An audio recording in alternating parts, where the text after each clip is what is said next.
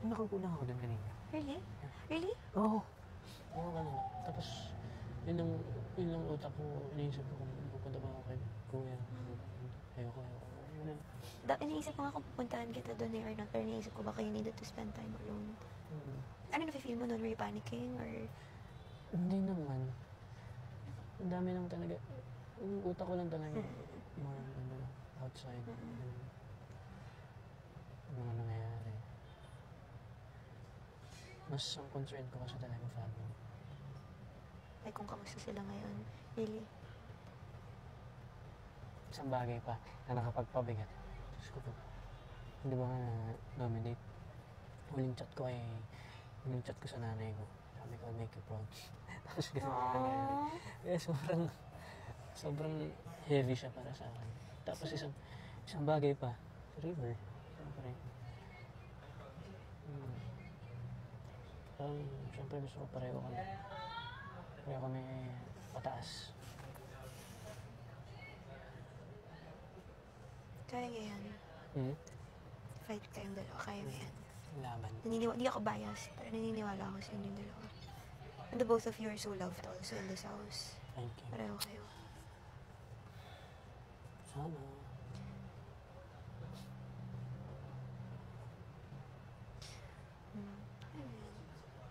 Pero yan nga, parang hoping for the best, but whatever happens, grateful pa rin.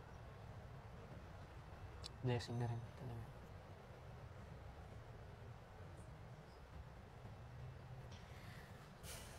Grabe ba?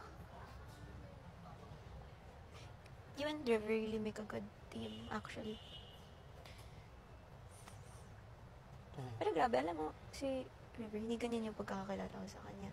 Sobrang ibang-iba yung pagkakilala ko. Strong. Sobrang iba kasi 360. So parang dito ka talaga masasabi na iba yung nagagawa ng bahay. Yung kuya sa isang tao. Parang nag-grow siya ng 360. As in, he really grew. I mean, I'm not saying na ano siya before, like, that he was like, not a good person. He was a good person. Pero parang ngayon ko lang siya nakitang ganyan ka-emotional. Kasi sabay kami pumasok, diba, ng showbiz. Tapos parang sabay din kami, like, hindi naman sa tumanda, but like, we've known each other since high school ako. So, parang nakaka-proud lang pag nakikita ko siya. Tapos nakaka-proud na nakikita ko na he's so loved here inside the house. Diba narinig mo naman kanina? Nakaka-proud siya. Sobrang si River talaga dito. Diba? Sobrang, di baby eh. Hindi. Ano eh, parang minamahal siya. Sobra. Dali niya pa kasamahan. Sobrang... Gaan ng orang niya. Oo, tsaka sobrang mapasensya rin kasi. Sobra. Kaya alam mo, sobrang swerte sa kanya ni Jella. At siya rin swerte kay Jella. Both of them. Nag-meet na ba kayo? Super swerte nila sa isa't isa. I think sa lahat ng friends ko, sila yung may pinaka-healthy na relationship. Healthy and strong.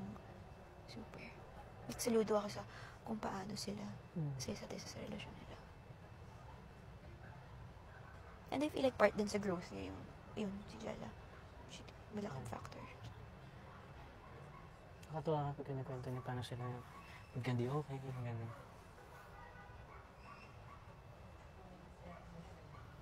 Grabe.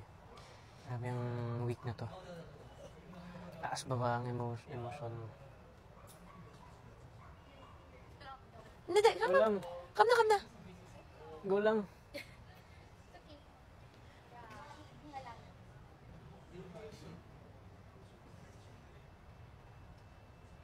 Pero yun kung gusto mo mag-open, sabihan mo lang.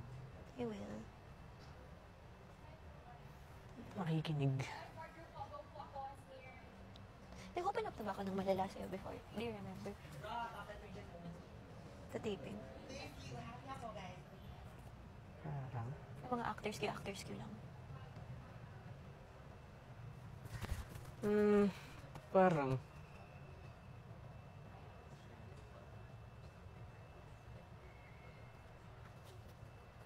Naalala ko kung saan. Oo.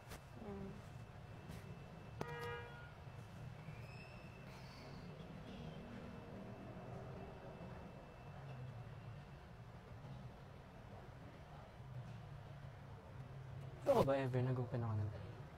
Naging open na. before ba? Hmm. Yeah. Kaya nga kita nag-guess, tsaka, yeah. Siya eh. Ano pa na pala? Siya.